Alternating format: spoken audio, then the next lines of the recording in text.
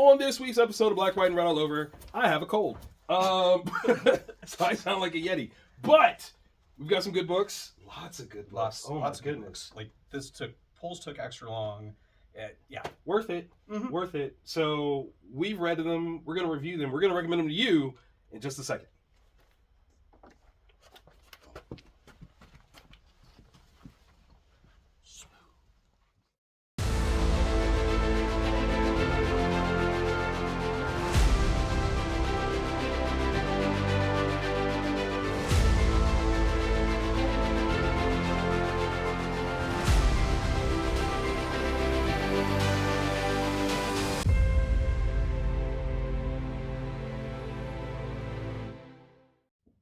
Hello and welcome to a brand new episode of Black, White, and Red All Over. I'm Victor Dandridge, the hardest working man in comics. Ryan Seymour, boldest man at Comic Town.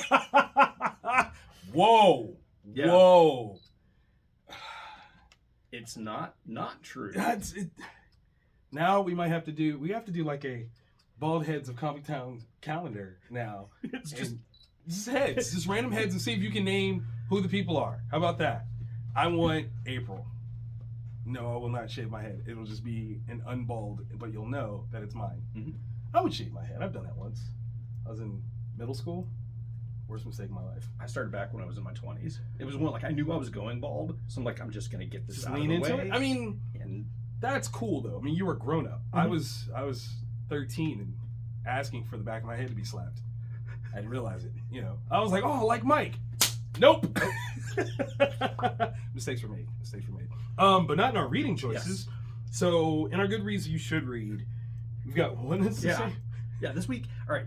If you have not been keeping up with what books shipped this week, this week was ridiculous. Stupid. Too many books. Yeah. In a good way. Mm-hmm. Somewhat bad, depending on how much space you have. Yeah. But okay, so considering such, yes. Where do you want to start? This has to go last. Yes, 100%. Okay, good. All right, so Gotham War, we've had the Prelude. Yes. Then we had the free Prelude that came out on Batman Day. Okay. We've had Batman 137. So, this one, Catwoman 57, Teenie Howard, Leon, and Gadini.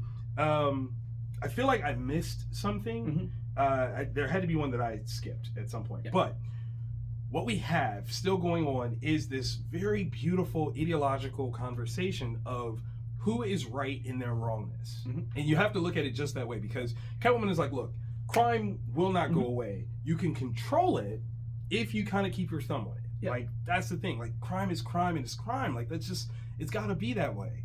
Batman's like, no, crime is bad. Rah, rah.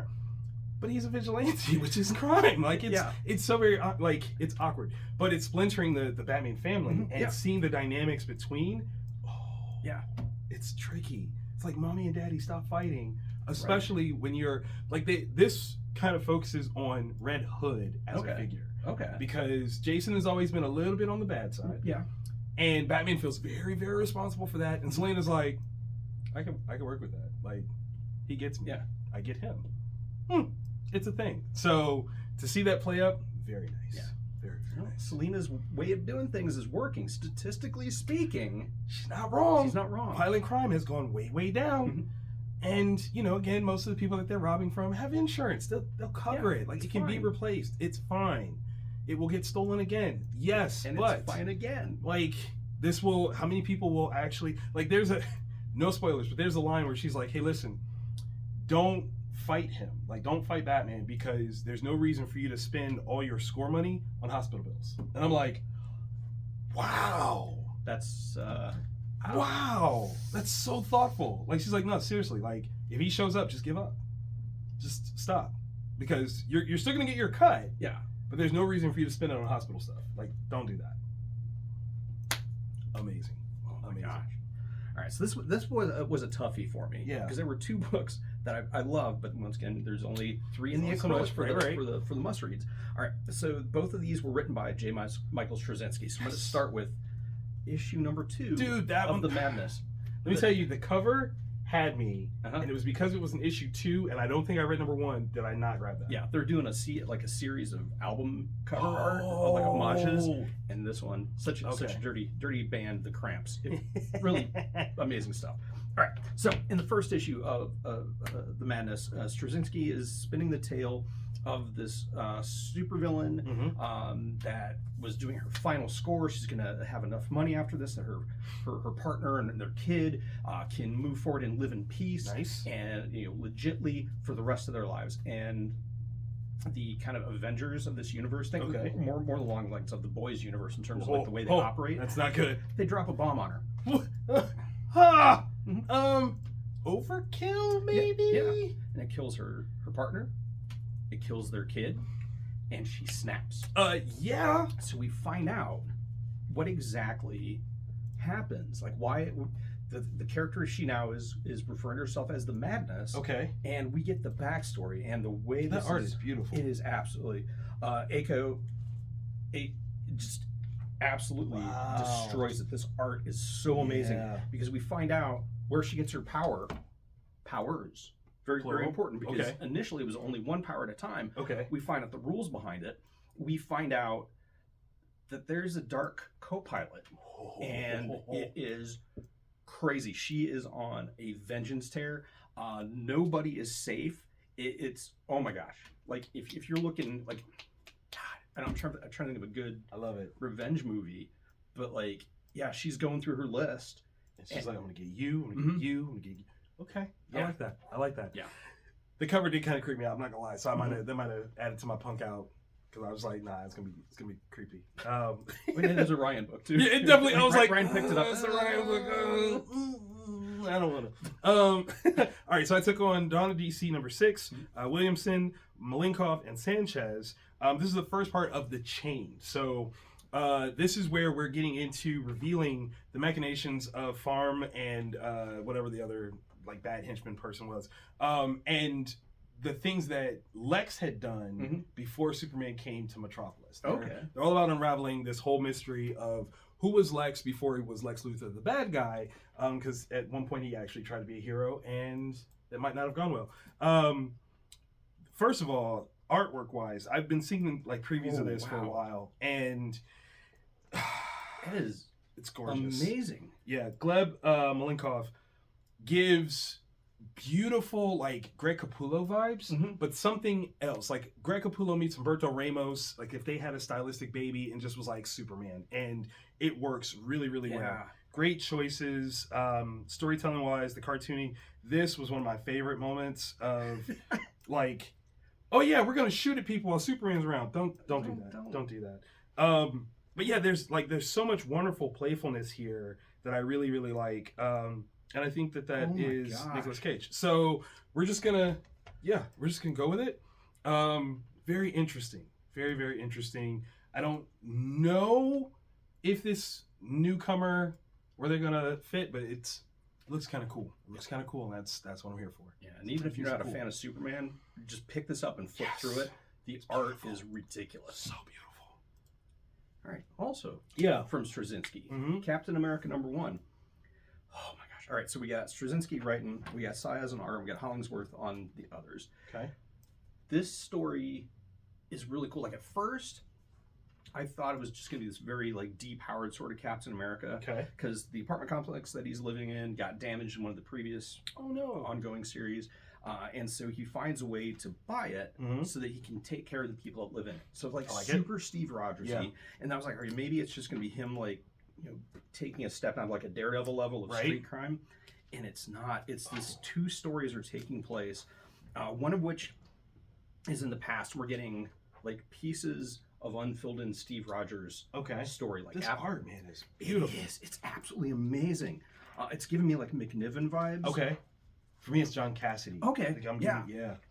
And so we get this Cap year one kind of thing where it's Steve Rogers in between his mother dying and him becoming Captain America.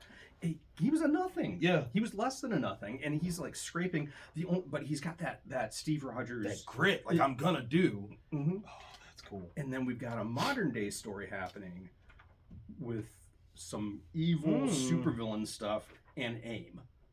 That's never good. Mm-hmm. And this, God. That does look really good.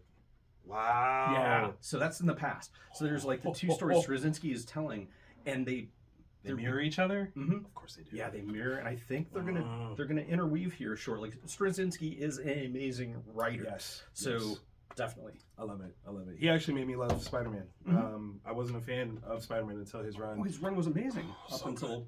We're not going to talk about that part. Yep. That part never happened. Okay. When it comes to crossovers that are just like, hey, we're just trying to make some money, what took them so long? This is such a I saw it and I was like, yep, I'm picking that up. I'm offended that there's words in it because it's Wolverine and Predator fighting. That's all you need. I don't need a setup. I don't need a winner. I don't need. I just need to see it. I just need to see it happen. Oh my gosh. Benjamin Percy, the sexiest voice in all the comics. Ken Lashley, Greg Land, and Andrea DeVito. Y'all went buck wild on this one. Yeah. We're talking about a story that has the potential to span a full century. Mm-hmm. Yeah. Like, this is where it can go. Because Logan's been around for a minute. And we know, based on the movies, that the Predators have had a long history on Earth. Like, this is one of their hunting grounds. They're proving spaces. Yeah. So when you prove yourself against a scrappy little runt like Logan, I mean, that's kind of hardcore. That is awesome. Like, that's super awesome. Because it starts off in the 1900s. Back when Logan's way up north. Like, no adamantium, okay? We're talking bone claw Logan. Still, like, and it's smart, okay? Where he was hiding was super smart. I'm like, God bless it. Genius. Absolutely genius. Because who else is going to go? No one is going to go get that. And he's going to come out fat racks, like, And the violence is so there. It is so there. Like, neither character pulls punches. Like, the creative team lets them both just go 100%. The aquatic hunting. Yo, that was crazy. I was like, that right there, I'm like, you're out of your mind. You're out of your mind. There's no... What? Okay. But yeah, they would do it. They would do it. They would totally have one of those hung up somewhere. Just... There's... This is the dumbest dude I think I've ever seen in my life. Because he saw. He did. And he still was like... But the thing... Okay, so the thing that gets me, though, is I'm like, he's the dumbest person. He's also the luckiest person. Because when he gets his, it's like, oh, you are so lucky it was that dude and not the other one. Because, he owed you. He owed you. And this group fight is going to be... It's going to be amazing. I am a 12-year-old little boy, and I couldn't be happier. The only thing that would make me happier, let me say it like this, the only thing that would make me happier is at the end of one of those tales, a xenomorph shows up. And so it's Wolverine versus Predator versus Alien. Yes! Because it's stupid. It's so stupid. Give it to me. Yes, it has to happen. Give it to me. Oh my God. Give it. I want it. Like... here's okay. Oh my God! But then it's got to be in the current time because when the xenomorph shows up, Wolverine thinks it's a brood, and so he's like, "Oh, I know how to deal with you," and then he cuts it and it bleeds on me. He's like, "Ah, this sucks." I would write that. I want that to happen so bad. I need it in my person. It would win the Eisner. Oh God, yes! For most 12-year-old boy-friendly comic book. Why is that not a category? I think we need to get back to that. Yeah, just goofy adolescent cool. That's what that is. Yeah. So Wolverine versus Predator versus your wallet. Versus give it to me. Just buy it. Just give it. Okay, so those are the good reads you should read. We're gonna be right back with the must reads, the things that you have to go home with, or else did you even go to the comic shop? Life choices. Life choices. Judgment.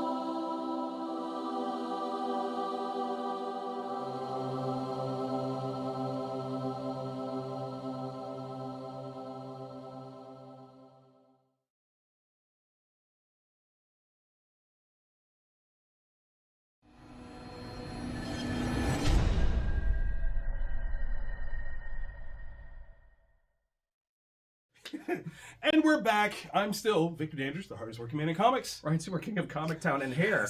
And Club Comic Town and hair. You know what? Now that's a business sort of double up. If you turn this into a hair shop as well, Comic Town Hair World. Because you know your hair is going to get good if the dude is bald. That is true, though, actually. Like, you know, when your hairdresser is bald, your hair is going to be on fleek, as the kids say. I don't know. All right, so we got one that's the same. Yes, just the one. And then totally different. I need you to hit me off, first of all, with Rare Flavors, because I didn't grab this one for reasons. Okay, yeah. The first thing that came out was just like a preview. Okay. Just, a few pages, a little bit of a snippet. 7 pages. That was it. So this is the full, unadulterated first issue of it. Rare Flavors, Ramvi and Felipe Andrade. Okay. So Ramvi, as if you've watched the show, I love. Phenomenal. Like, the dude could write a phone book, and I would think it's the best thing ever. Yeah.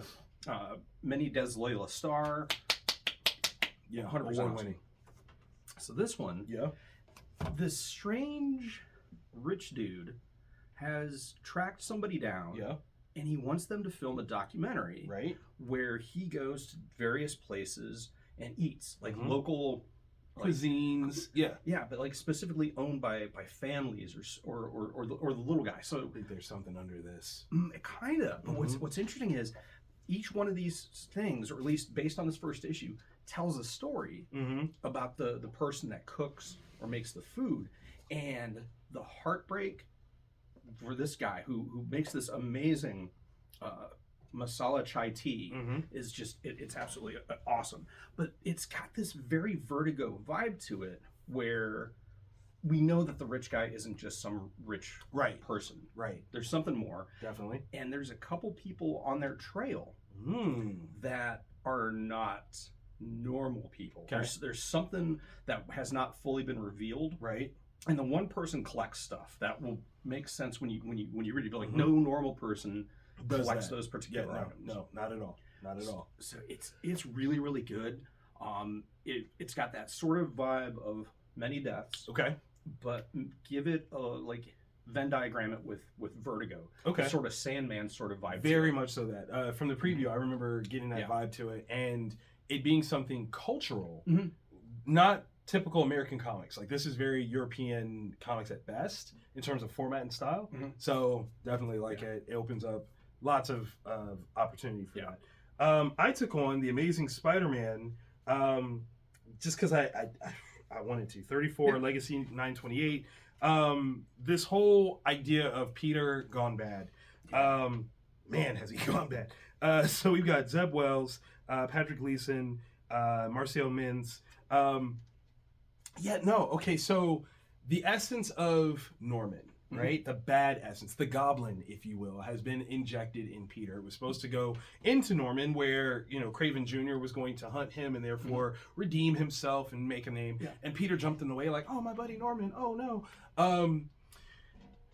This is worse than symbiote like Peter. This is way worse. Symbiote Peter, you go, well, it's not him, it's the symbiote. It's the symbiote, And even those people that know are like, well, look, Peter now has Norman's evil. The thing about it is that it's being channeled so very perfectly through the lens of Peter. So it's not like, oh, I'm just going to go do normie things. No, it's what if Peter had an axe to grind and was willing to oblige it? There's a lot of people that Pete, in just this issue, he shows up and you're like, don't do that. That's, when he... Yes, him and Norman are supposed to be friends now. Remember, Norman killed, the love of his life. Apparently Pete ain't forgot that. If you make that laundry list... Man! Of people that have done Parker wrong... So the top 3 people I'm really worried about. Mary Jane. Because she's got her new boyfriend, husband, guy, whatever. That's an issue. I'm afraid that he's going to go after Jay Jonah. You know what? All that menace talk, bro. I feel like I should be a menace now. I should be the menace that you kept claiming I was. So, I'm gonna do that. This bad. I can see, he did make some threats for some people, but I see him going to the raft and being like, you, and you, let them out. no, Peter, I don't think we should. No, let him out. Let him out. Let him out. Like, I can see this Peter taking the mask off and be like, I'm Peter Parker, and I'm getting ready to hurt you. Because, like... There are people that are alive because of Peter Parker being a good person. Right.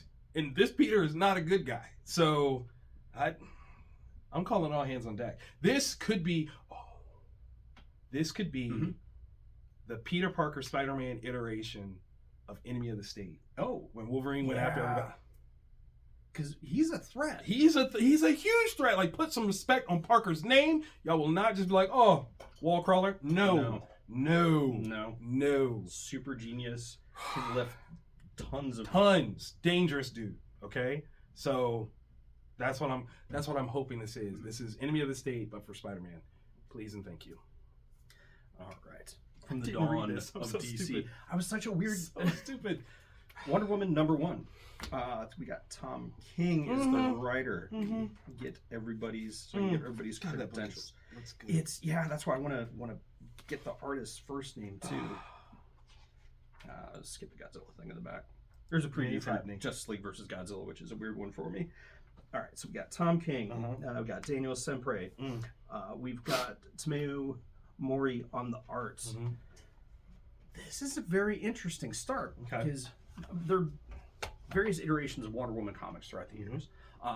And this one starts off kind of with, I don't know if a social justice vibe is the right word for it. Right.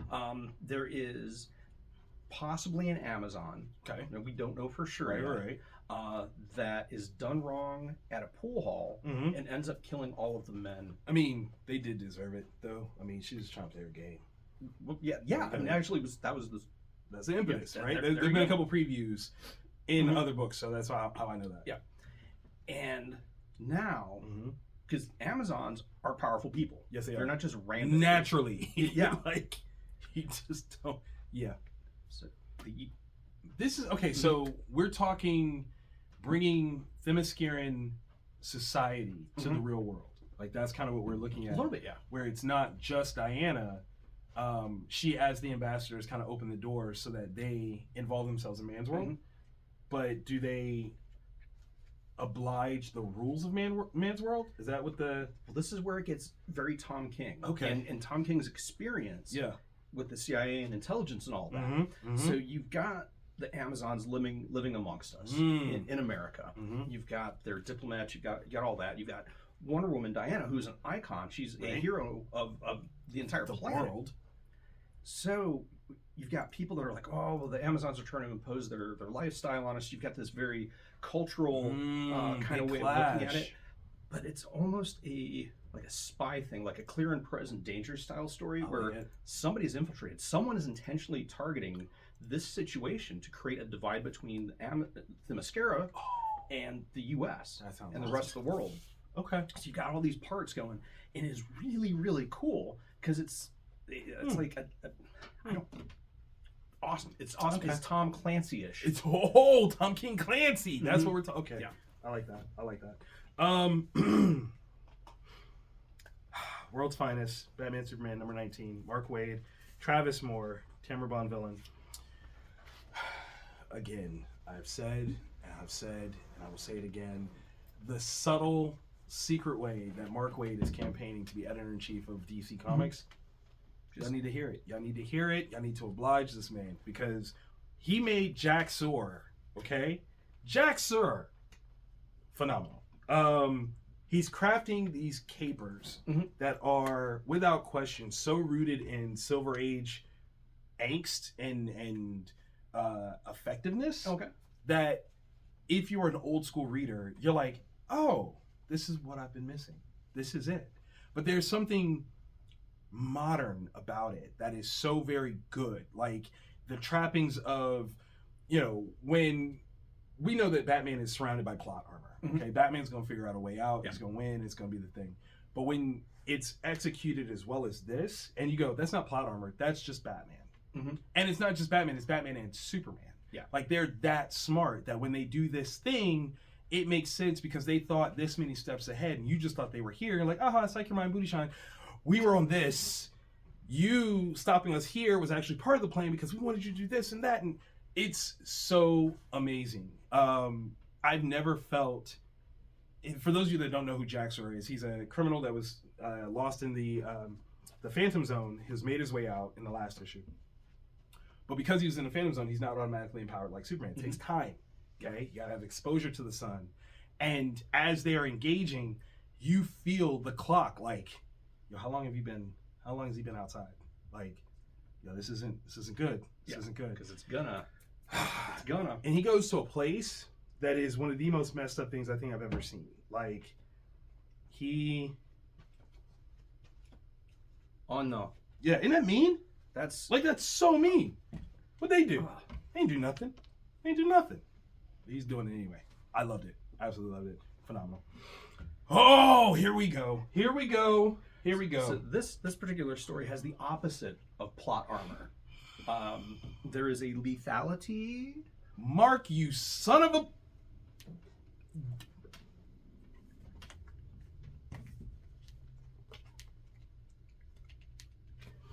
And that's just the first page. I'm sorry. Big game. Mark Miller, Pepe Larraz. This is the Millerverse. Yes. Crisis on Infinite Millerverses. Oh God, that's so perfect. Crisis on Infinite Miller Worlds. I love it. If you don't coin that, sir.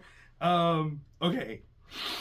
One of my favorite characters that Mark has ever created is Huck. And so I felt very strongly. I laughed out loud. I feel strongly too. But like, all right. So big game. So one had happened. Yes. And Wesley Gibson and the rest of his crew have removed all superheroes from. Yeah, the fraternity is hardcore. Yeah. And they've kept everything on the down low. Yeah. So the last 20, the 86. Yeah. Oh God, it's so much longer ago. No. I mean, luckily Wesley wasn't a part of that part. Yeah. But he's been maintaining, since he's been a part of it, almost 20 years. God, it's been almost 20 years. That Wesley has been maintaining the fraternity, and there's bad guys in power. Yeah. But there's been a rise of superpowered beings that are not bad guys. Do-gooders. You jerks. And you can't. Man. Yeah. They don't do this. Yeah. They don't deal with it. So here's the thing. There is a certain point where you hope things immediately turn around. Yeah. Like, we're in issue 3. I'm like, how many issues is this? In superhero, I think 6. Okay, we're halfway. Like, okay. In superhero comics, there's almost always. Yeah, it's like a turning point. Yeah, For the last 3 issues, Mark has been setting up the turning point, but like, psych! It's not turning around. No, they're dying. Yes. He's killing his characters. Okay? Not a spoiler, because he's been doing it since the first panel of issue 1. Yeah. He is killing his characters. Which I find fascinating. It is. It's such an interesting... It's a move. Okay, so putting on my Mark Miller fan and I am a writer hat, where this is about to go, stupid. Yes. It is about to get dumb. I was wondering about this group. Because they're the most powerful... Yes, but they have rules. Yeah. And that's the thing that I think is the most interesting, is setting up the rule structure. They're like, we have to let these things happen. Unless they use... Right? Now I'm like... But, because some people kind of play with, and I'm like, that could be kind of close. It could be kind of close. Yeah, that's... I can't wait for them to get together. I cannot wait for them to get together. Yeah. Things are getting punched in the brains. And time period. Yes. Because that's like when she's like, oh you like to fight? I like to fight. I used to fight all the time. My husband didn't want to talk about that, but cool. Because man, that preview for the next issue. Wait, where'd you go? Yeah. Where's the cover? And there's that right. That's gonna be so awesome. And there's I'll try to find it and tweet it out off the store account. Yes. But there is a chronology of trade paperbacks that you're genius. supposed to read to catch up. And yeah, it's well worth it. Yeah, immediately. Again, so much of my career, my writing style is modeled after Mark, and so to see him do this, is paving the way in so many awesome ways for me as a creative. But man, you didn't have to do that to my boy, okay? Like, that was a Coke commercial. That was a holiday Coke commercial, and you ruined it. You ruined it.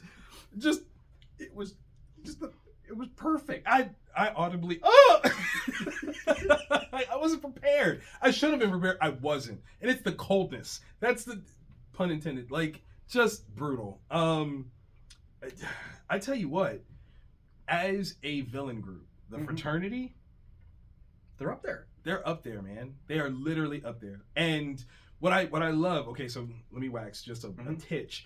Being such a fan of Mark's, one of the things that I can tell you that Mark does really well is when he has an idea and he hasn't fully explored it all the way, he'll come back and play around with different aspects of it. So if you haven't read Old Man Logan takes the concept of the fraternity to Marvel Comics as a backdrop. Absolutely brilliant. So if you want to see what that would look like on a big scale, so wonderful. Like, so many different little nuggets that he just kind of peppers in, and to see him do this means that he's going to do it even bigger because he can. And his toys, he can do what he wants. I hope that he actually has figures made and he just sits there in his office and just destroys stuff. That's good. You died. Dude, will they be helpful? I hope they'll be helpful. They have to be, right? I hope. But I feel like he would join the fraternity. He would be like, "Oh, I'm all for that. Like, let's go. Let's go." Oh man, yeah. Oh my god. Yeah. Okay, I need that next issue out like now. Okay, I get it. This just came out, but number 4, I know it's done. Send it. Just the script. I'll just take the scripts. Just send me the scripts. I just want to read them. I just want to know. I just need to know because I want to really badly. And if you're not familiar with any of the stuff we're talking about, pick up Wanted. It's collected in trade paperback. Yes. The movie has similar stuff, but different. It is different. Yeah. But Wanted the comic. Yeah, you'll need all that. Like, follow the trail and get it. Okay, so we've read some amazing books that we hope you like. If you did, comment below. Tell us the things that you love. Tell us the things that we missed because we couldn't read everything. The show is only so long. We probably waxed on way longer than we were supposed to. Probably. Yeah, it's dark outside. It's kind of scary. But if you also like this episode, click that thumbs up. Let us know. Share it with your people. Tell everyone that you watched us because we need some eyes. Yeah, validation and give it to make the algorithm work better. Mm-hmm. Also, subscribe. We do this every week. So hit the subscribe, the bell, go to your settings, say, hey, phone, it's cool. Let me know. Tell them that we're here. Yep. We like it. Yeah, we're on Facebook, Twitter, Instagram. In your car behind you. Yeah, right Pinterest. Now. We can't talk about your Pinterest page, man. Yeah, right? Yeah, it's not safe for work. Jar Jar Binks is sexy. Never mind. We'll see you guys next week. Bye.